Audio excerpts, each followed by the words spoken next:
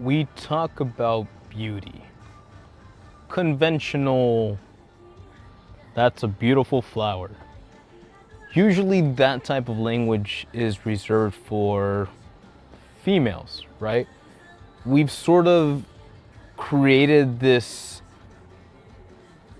civilization that unanimously respects, admires, and upholds the idea of beauty when it comes to females.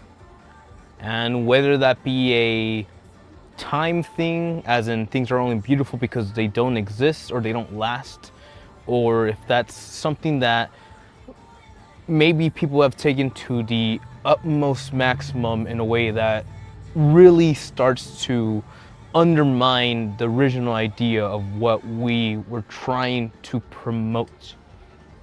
Beauty. Something that can really get off the handles, can lose focus. Let's just say it causes wars between Troy. Beauty is something that has been reserved for the females, right? With good intentions as a male figure who's out here living in the universe just trying to be another dude in the universe. But wouldn't you know it, Japan, in all its infinite wisdom, does have a counterpoint to that.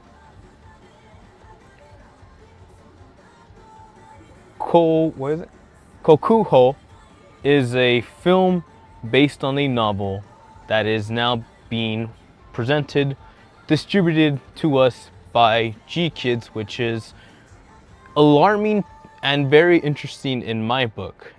If you guys don't really know, G Kids has been focused on bringing over distributing anime, whether it be the Miyazaki films, whether it be some weird niche thing that's happening, whether it be was it Dan Dan Dan? I believe G Kids distributed Dan Dan Dan. So for G Kids to go, all right, it's time. We have a live action film that has been going through the rounds, the award season has been gaining popularity, it's an investment worth investing in, right? To me, that shows just how much we're going into this whole spectrum of culture, Japanese culture, whether it be anime, whether it be some K-pop idols, whether it be a interesting story, or whether it be just like today's narrative. A look into the behind the scenes of Kabuki theater. Now, I'm not 1,000% knowledgeable. I just know what I know because I like to know what I like to know. From what I understand, Kabuki is a traditional ancient art of theater. If you really want to put a pin on it, think Shakespeare, but with feudal Japan vibes. And the beauty of these shows, is that so far from what I understand, there are classic literatures that Kabuki actors have dedicated their whole lives to representing, right? Again, think Shakespeare in the Park, or whatever you want to call that.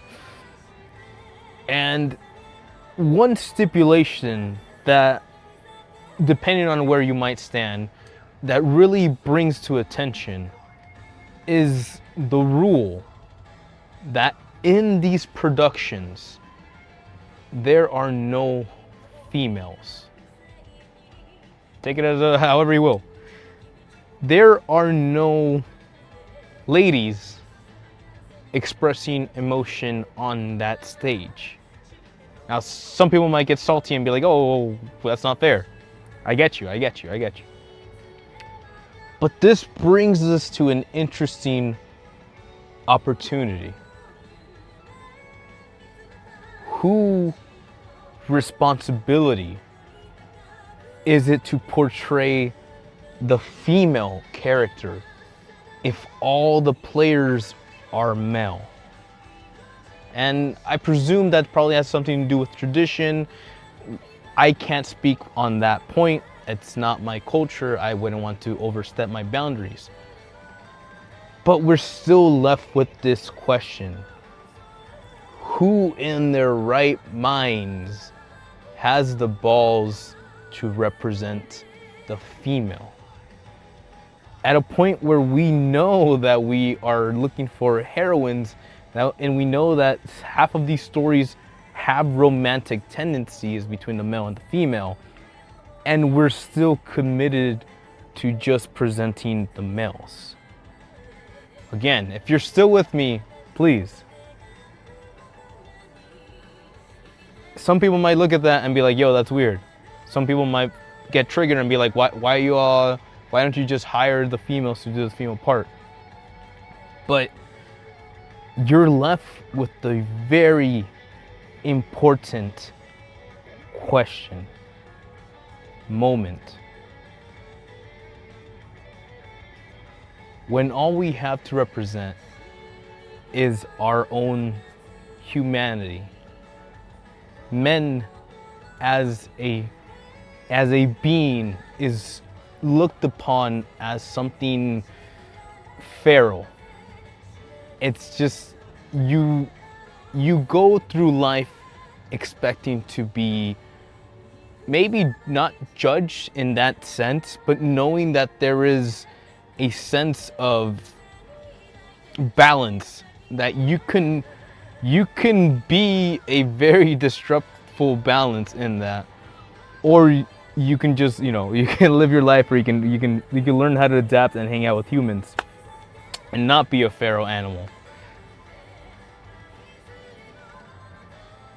But we don't really give the chance for males to explore that sense of beauty, right?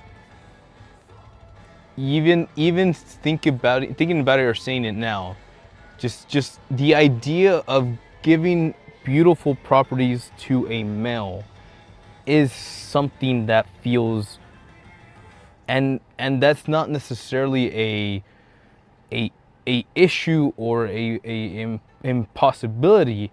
It's just more of a culturally ingrained system of trying to debunk any credibility that males have a sense of purity, a sense of uniqueness. The idea that a man can go on stage and express emotions reserved for what we would consider something beautiful goes to prove that men have that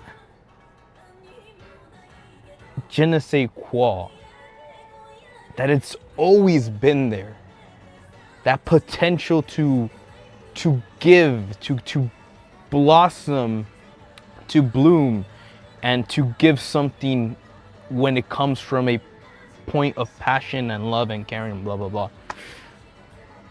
We're getting a little bit out of the picture, but all that is important to get us to a point of stating that yes, it is traditionally a stage play with pure men actors, meaning that half of these actors have to learn how to represent the feminine nature. And some people dedicate their whole lives to this. Some people, meaning the rich and famous, right? There's instances where you start to see the back end of this whole organization, and like any corporation, it has its safeguards for certain people who fit certain criterias, i.e. you have parents that are in Kabuki theater then you are set up, goaded to become part of that lineage. You, a orphaned mafia mate who has a Yakuza tattoo on your back, they find out about any sensibility, any issue, any kind of like, oh, this guy said this thing the wrong way and now you're canceled. Bam. You don't have that family to protect you.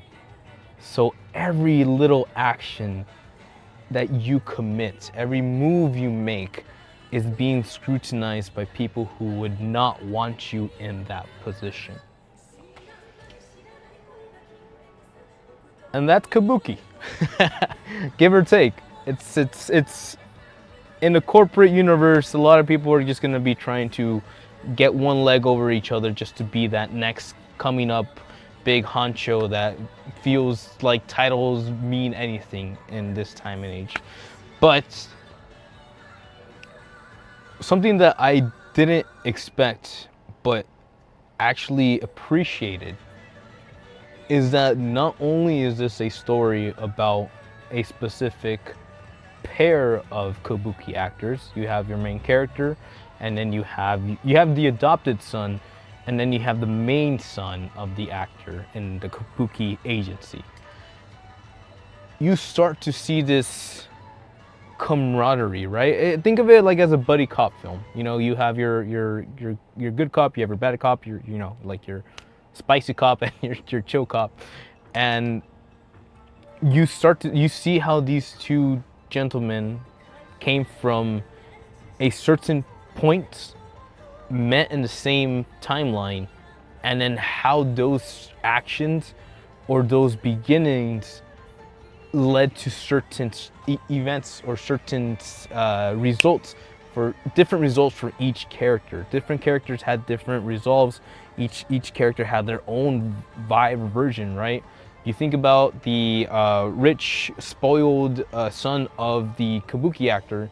Yeah, he's not really gonna put that much effort into this because he knows that no matter what, his family will always back him out. He will always have a name in Kabuki land because his good old papa wrote his name on the nepotism board. So that's that. You see that guy, you see his actions, you see him kind of like have to live with those decisions. And on the contrast, you see the orphan who was taken in, who has nothing left in this world besides training to be the greatest Kabuki actor in his generation. And by God, is that one journey. Originally, the film kind of gives you a vibe like this is gonna be like some very like, oh, super intense, like, oh, he's gonna pop his edge and blah blah blah. And while we do hit those levels of like seriousness when it comes to like, oh, they're actually trying to say something without trying to blow up the actors themselves, and you see those moments and you start to kind of piece things together. You start to see where the story really lies in this. And again, you're kind of sold an idea that this is gonna be like a two brothers bickering about who gets to be the top guy, but it's a lot more than that. We don't just stop at the epic or the apex of success. We see what that means for the families. We see what certain decisions have, what kind of effect they have on their futures, and then we see why these hiccups or these certain moments that may or may not have gone exactly the way they planned really mean something to them. And yeah, it's an emotional roller coaster, man. It really is. I think sometimes I think of like why someone doesn't like go too deep into things.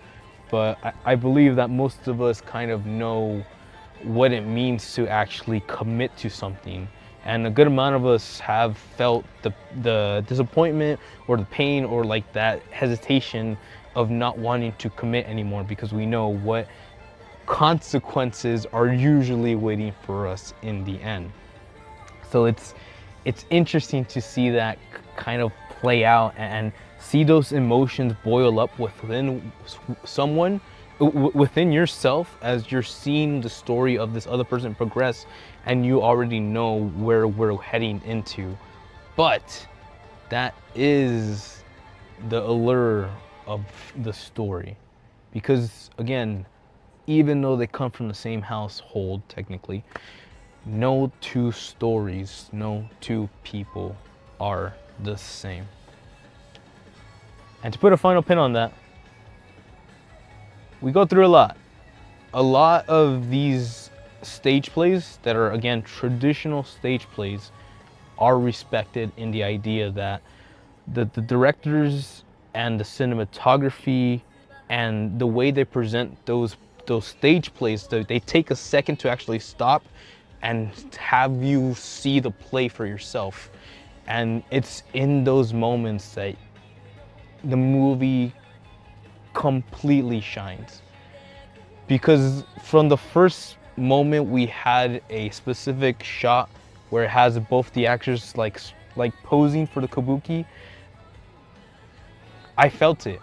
I felt that passion, that drive to find the perfection just in those shots, and seeing those actors really represent what grace and femininity is really makes you take a step back and like reflect on what it is that we value, as it is true beauty, right? And again, like I don't know how to say this without being potato. It's not that you have to feel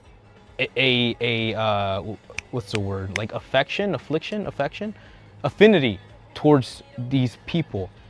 At no point are you supposed to stare at this. Well, I mean, you could if you want to, but I don't believe that the point is to stare at these actors and think, wow, that's a woman. I vehemently believe that it's an idea of understanding what expression truly is. There's a quote from Final Fantasy VII Remake that I will continue using till the end of the year, or till the end of time, where one of the sub characters in the submission, or one of the main missions, I think the person's name is Andrea. They go by Andrea, but it does look like a male. And he gets Cloud. They're doing the whole Cloud. Oh, it's a Cloud minigame dance scene, whatever, in that one Slumville city, and they're dancing, or he's making Cloud dance, and in the middle of the dance, Andrea drops the line that true beauty has no gender. The idea that we look at the feminine and we feel, you know, like stricken, besmirked, I don't know what it's called. But there is beauty in the expression. And the expression comes from the soul. So, beauty, as it were be, as it is proven that we can, that as a male, as a genuine male, right? I wouldn't feel comfortable speaking about this film if it was a female speaking on a female perspective, because, like, obviously, but as a man understanding emotions and understanding that these trials and tribulations that we go through life are just another building block for our present time.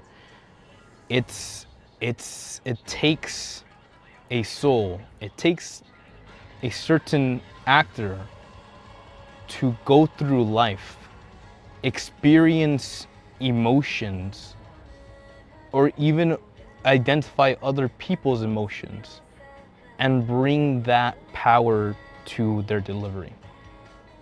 And at the end of the day, that is the journey of these two actors.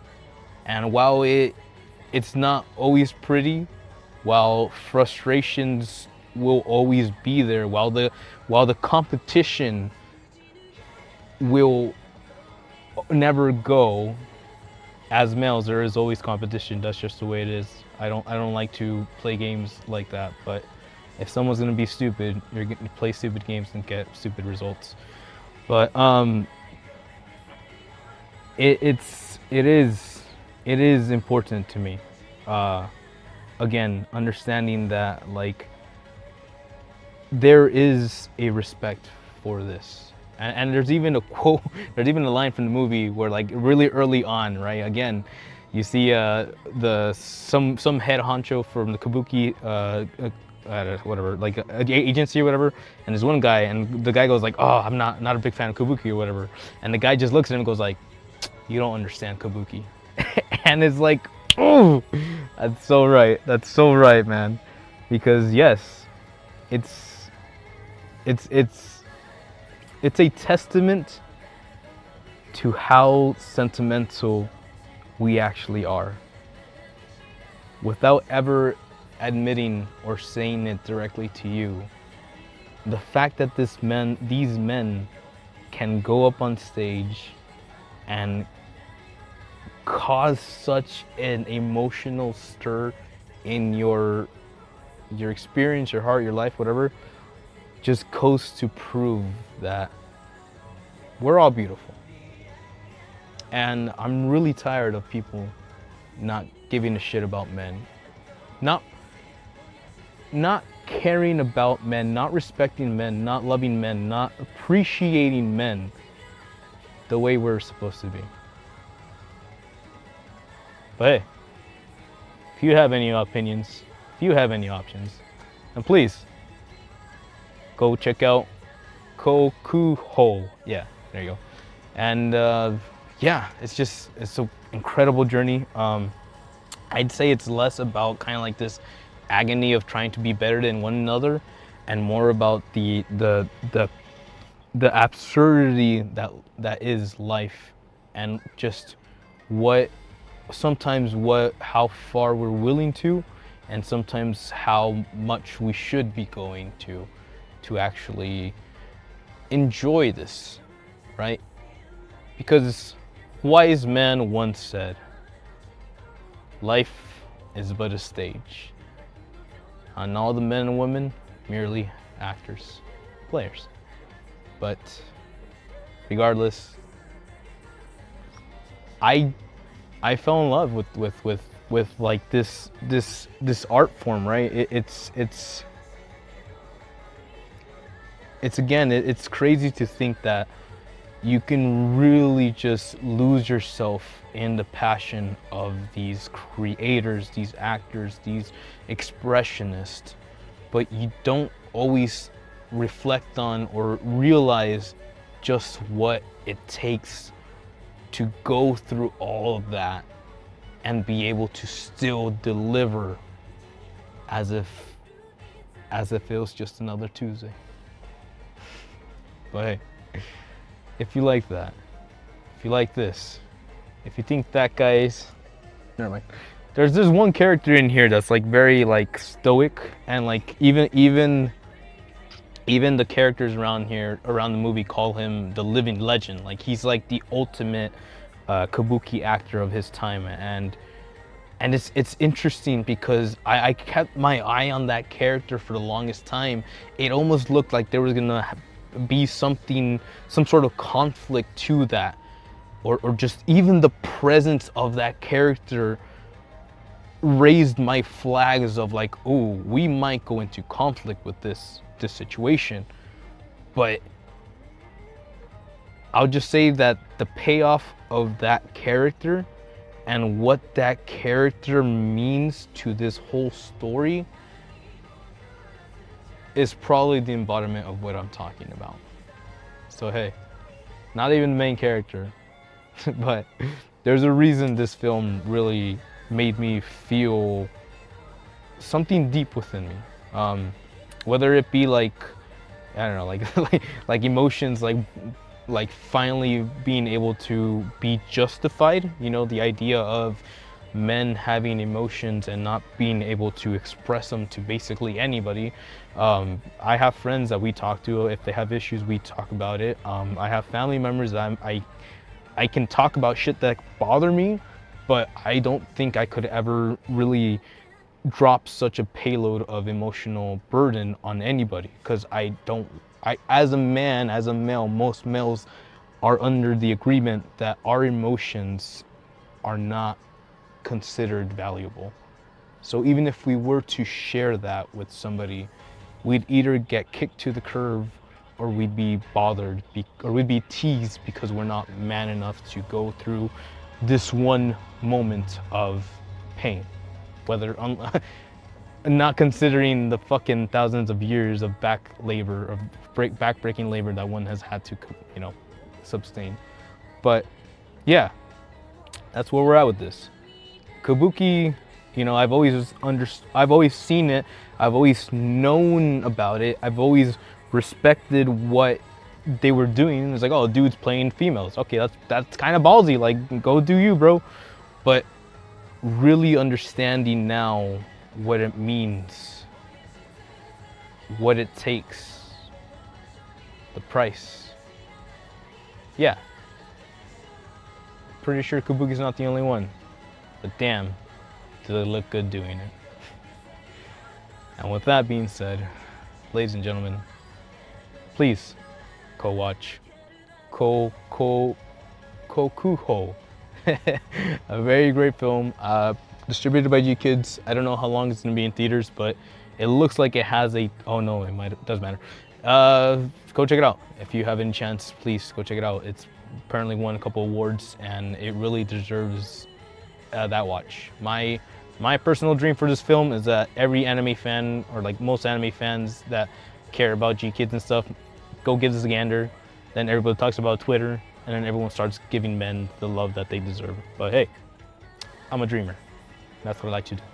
But until then, thanks for watching. Hasta la próxima. Ciao. Mata. Wakagaki band.